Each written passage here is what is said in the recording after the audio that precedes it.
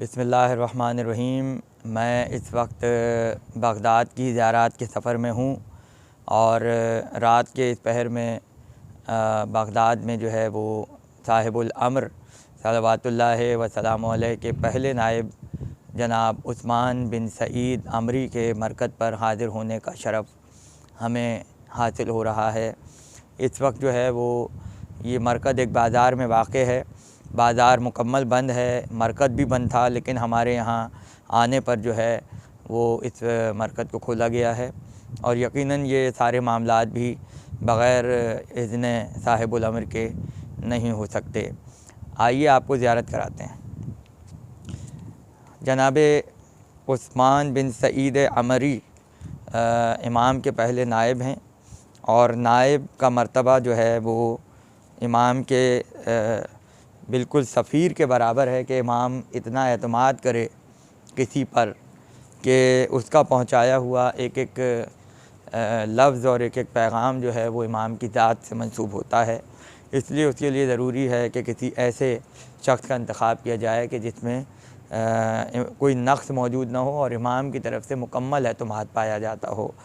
आपका नाम सुनकर यकीनन बहुत से आशिक़ाने अमीरुल मोमिनीन तरद्दुद के शिकार हो सकते हैं कि आपका इसमें गिरामी जो है वो कैसे हो सकता है ऐसा, लेकिन हकीकत ये है कि ये नाम तक़य्ये का है और आपका असल नाम जो है वो हफ्स इब्न अमर था।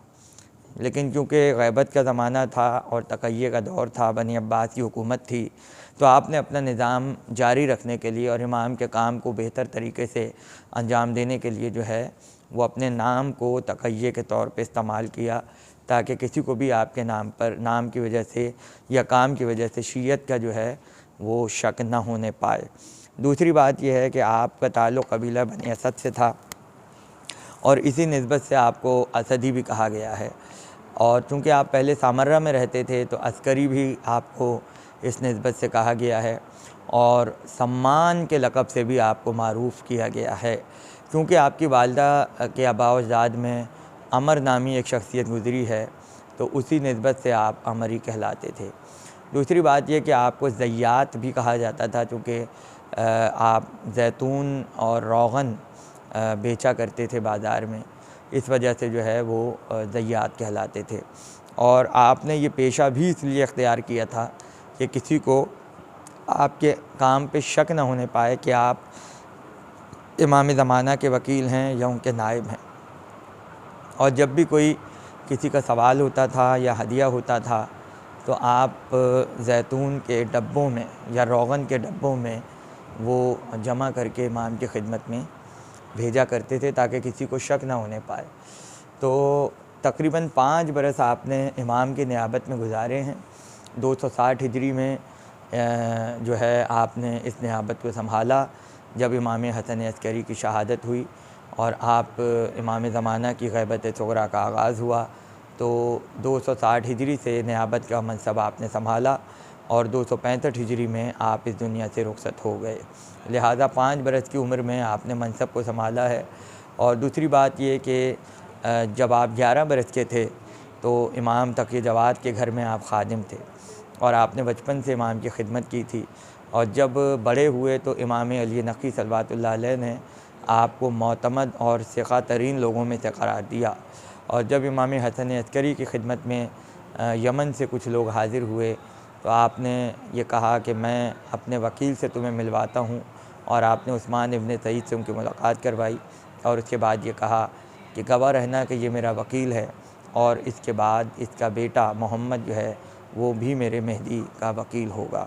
इस तरह से जो है 3 इमामों के साथ आपने वक्त गुजारा है। इमाम के आप असहाब में रहे हैं और इमाम ज़माना के पहले नायब होने का शरफ़ आपको हासिल है। जब आपकी वफ़ात हुई तो इमाम ज़माना की तरफ से एक ताज़ियतनामा जारी हुआ और उसमें आपने इनके बेटे मोहम्मद से ताज़ियत की और कहा कि बेशक उस्मान बिन सईद जो थे वो हमारे हक़ को अदा करने वाले थे और हमारे हक़ की मार्फत रखने वाले थे। इससे बड़ा अजर क्या हो सकता है कि इमाम किसी के लिए ऐसे अल्फाज इस्तेमाल करे। तो लिहाजा आपने इंतहाई मुश्किल हालात में इमाम के पैगाम को आगे बढ़ाया और इमाम के पहले नायब होने के फ़रीज़े को बतरीक़ एहसन आपने अंजाम दिया। लिहाजा बगदाद कभी आना हो चारों नायबीन की ज़ियारत कीजिए। हमने आज पहले नायब की आपको ज़ियारत कराई है। और याद रहे कि उस्मान बिन सईद जो है वो तक़िया का नाम है, असल नाम हफ्स इब्न उमर है।